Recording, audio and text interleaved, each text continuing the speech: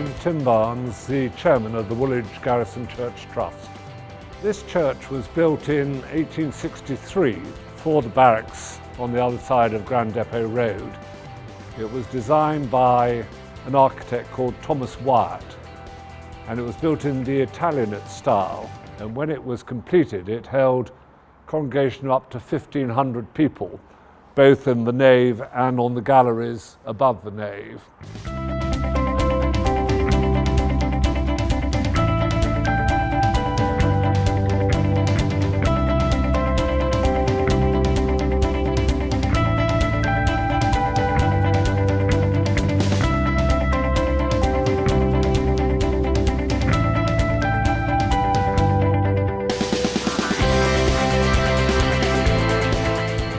The church is very significant both to the army and to the community.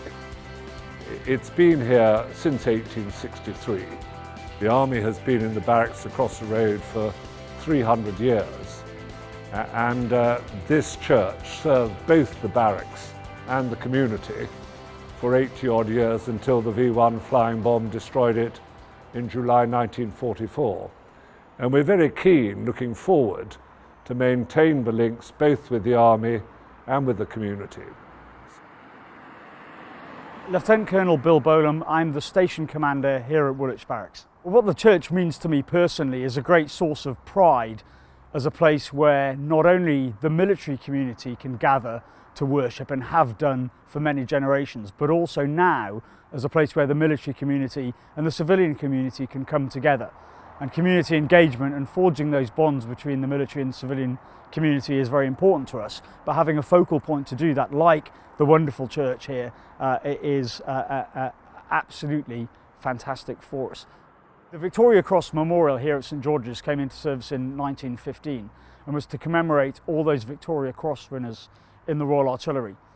It's hugely significant and poignant to us as a regiment because it is the one place where we can gather to remember those in our regiment who showed the highest valour and were awarded the highest possible commendation for valour. It's been beautifully done, and being here in Woolwich is very special and very important because, of course, this was the birthplace of the Royal Artillery on the 26th of May 1716, so a little over 300 years ago. The Lee Rigby Memorial was installed 2 years ago, a memorial to all 11 people who have a local connection, who died either on active military service or as a result of terrorist outrages in Woolwich. So 2 of them died in the Woolwich bomb blast by the IRA in 1974.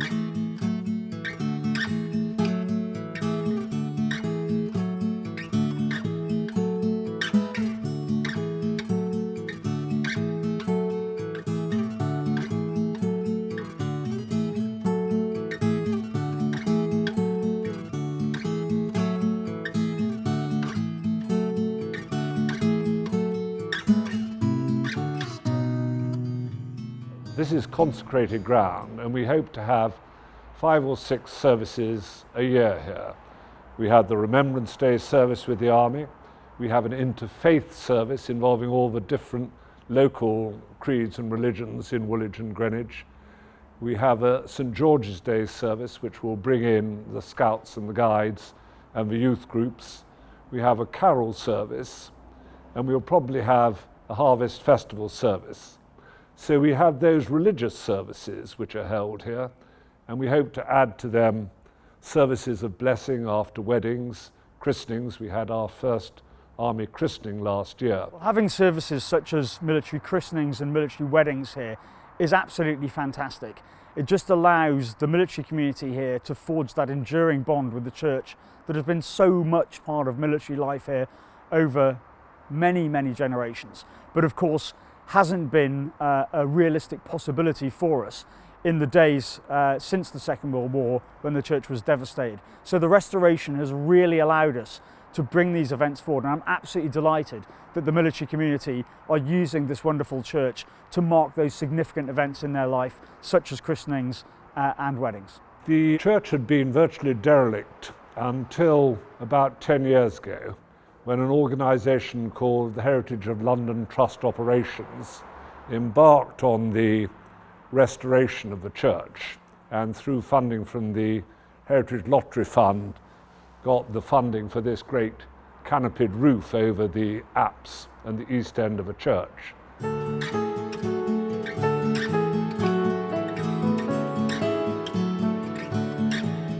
The role of the Woolwich Garrison Church Trust is to maintain and continue the restoration of this building going forwards. The plans for the restoration are to continue with the restoration of the mosaics. You'll have seen the restoration of the peacock and the phoenix panel and the St. George's mosaic, St. George and the Dragon behind me.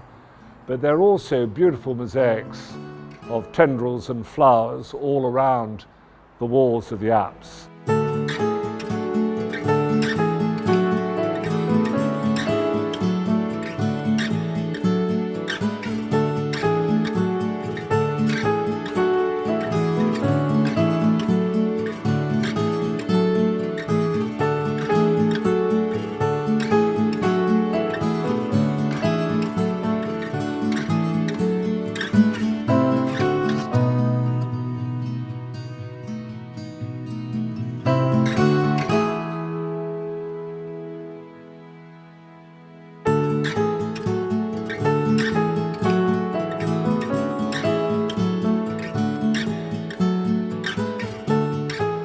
We want to completely overhaul the garden and make it a really beautiful memorial garden.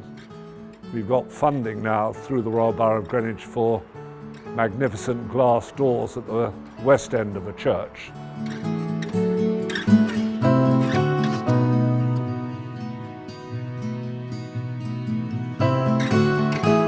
The alabaster panels on this side of the VC memorial we hope to replace, so that the east end of the church remains or becomes what it was before the flying bomb struck it.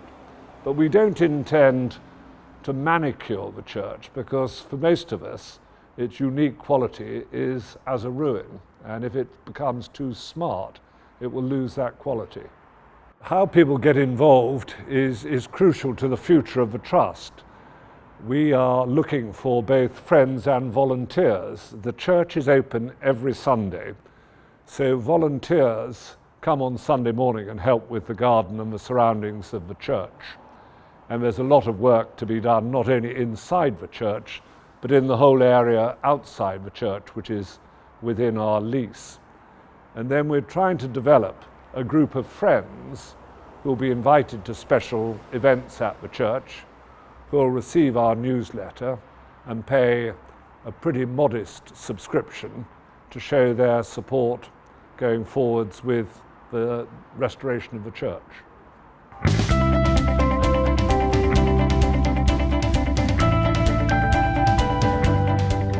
People can get in touch with us through our website, which is info@St. George's, and that will give you various links both to the Friends organisation and to the events and to our newsletter.